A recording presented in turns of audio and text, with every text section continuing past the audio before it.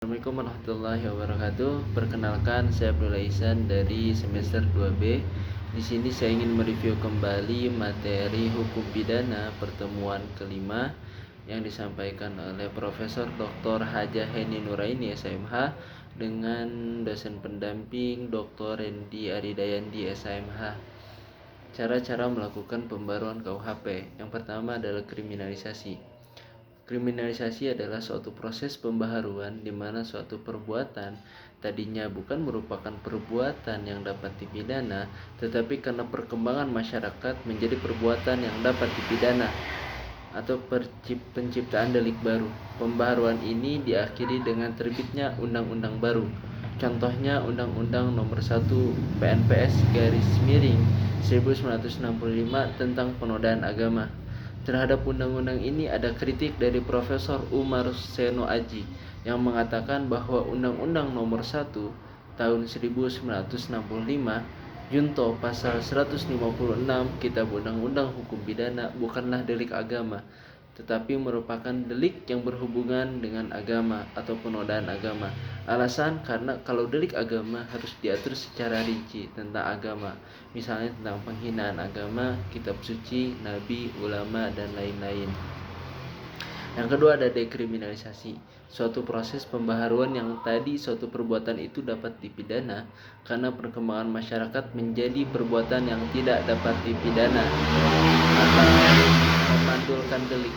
Contoh, Pasal 534 Kitab Undang-Undang Hukum Pidana terbatas, hanya pada petugas atau penyuluh keluarga berencana, sifatnya terbatas. Undang-Undang Nomor 17 Tahun 1967 tentang penarikan cek kosong. Menurut undang-undang ini, setiap penarikan cek kosong adalah tindak pidana. Akibat dari adanya undang-undang ini, tidak ada orang yang mau melakukan transaksi dengan menggunakan cek karena takut dikenakan sanksi pidana. Yang ketiga ada rekriminalisasi, yaitu suatu perbuatan yang tadinya dapat dipidana karena perkembangan masyarakat menjadi tidak dipidana, kemudian karena perkembangan masyarakat pula maka perbuatan tersebut menjadi dapat dipidana kembali. Contohnya Undang-Undang Nomor 17 Tahun 1967 tentang penarikan cek kosong dicabut dengan Undang-Undang Nomor 1 Tahun 1971 sehingga penarikan cek kosong tidak dapat dipidana. Yang keempat ada depenalisasi, suatu proses yang tadinya perbuatan itu dapat diancam pidana, kemudian ancaman pidananya hilang dan masih dimungkinkan untuk diganti dengan sanksi lainnya. Misalnya sanksi kurungan diganti dengan sanksi administrasi. Yang kelima ada mitigring, suatu proses pembaharuan yang tadinya suatu perbuatan dikenakan sanksi hukum yang berat diganti menjadi sanksi yang lebih ringan. Contohnya pidana mati diganti dengan pidana seumur hidup. Yang D. Metode pembaharuan KUHP. 1. Evolusi atau evolusionis, pembaharuan yang dilakukan dengan cara menyelipkan pasal-pasal baru dalam Kitab Undang-Undang Hukum Pidana.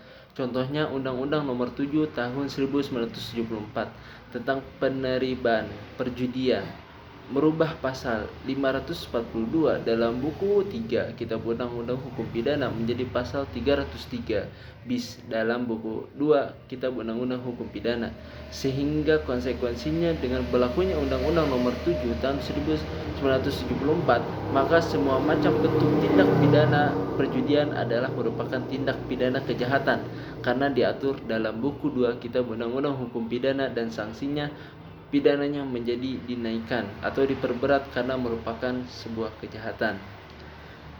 Yang kedua ada kompromis, pembaharuan yang dilakukan dengan cara menambah atau menyelipkan bab baru dalam Kitab Undang-Undang Hukum Pidana. Jadi apabila ada aturan baru cukup dengan cara menambah atau menyelipkan saja. Misalnya Undang-Undang Nomor 4 Tahun 1976 tentang sarana dan prasarana penerbangan. Melalui undang-undang ini menambah bab baru dalam Kitab Undang-Undang Hukum Pidana, yaitu bab 29A dalam buku 2 pasal 4A sampai dengan pasal 479R. Pasal yang penting untuk diingat penerbangan menganut arti yang sempit jika dibandingkan dengan pasal 385 Kitab Undang-Undang Hukum Pidana yang menganut pembajakan pesawat udara yang mengandung arti yang luas. Yang ketiga adalah global, pembaharuan hukum pidana yang dilakukan secara keseluruhan baik hukum pidana material maupun hukum pidana formal. Contoh Undang-Undang Nomor 7 Darurat tahun 1955 tentang tindak pidana ekonomi yang mengatur baik pidana formil maupun pidana material. Periodisasi pembaruan KUHP secara kronologis perubahan, penambahan, dan pembaharuan undang-undang hukum pidana telah dilakukan terhadap beberapa peraturan atau undang-undang.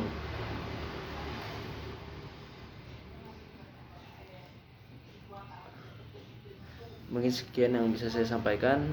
Maaf jika ada kesalahan kekurangan. Bila